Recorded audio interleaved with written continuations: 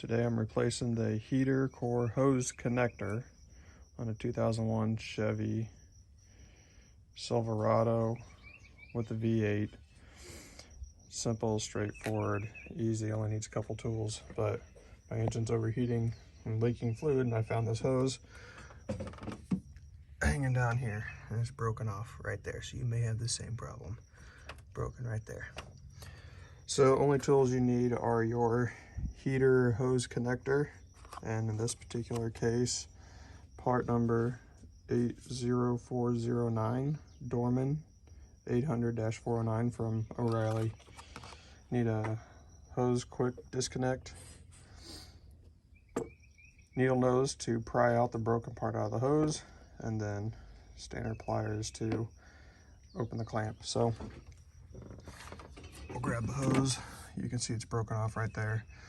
I've already loosened it, but needle nose on there. You might, as an option, use these items. So this is just a pick or maybe a flat screwdriver to get inside here and loosen that up. And then also for me, an 8mm socket on a little ratchet to take the cover off, just so I have a little more room in there. But put your needle nose in there, pull this out. I came out in a couple pieces. So if you get pieces like that, you'll need to make sure you get the whole thing out, because that could cause problems later on.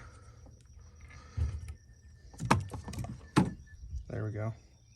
So there's the part came out. Back here, see it's broken off in here. Move this out of the way, get a little bit more room. Just take the quick disconnect. There's a lot of different versions of these, but it goes on the pipe, slides under there, and pulls off.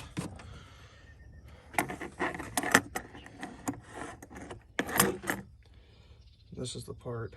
So the way it works, if I can sit this down, this clamps around the hose back here, and then it goes inside there and depresses those little prongs, and it slides right off towards you. That's it. Putting it back together is simple. Just take this, snap it in place on the firewall, put your hose back on, and you're done.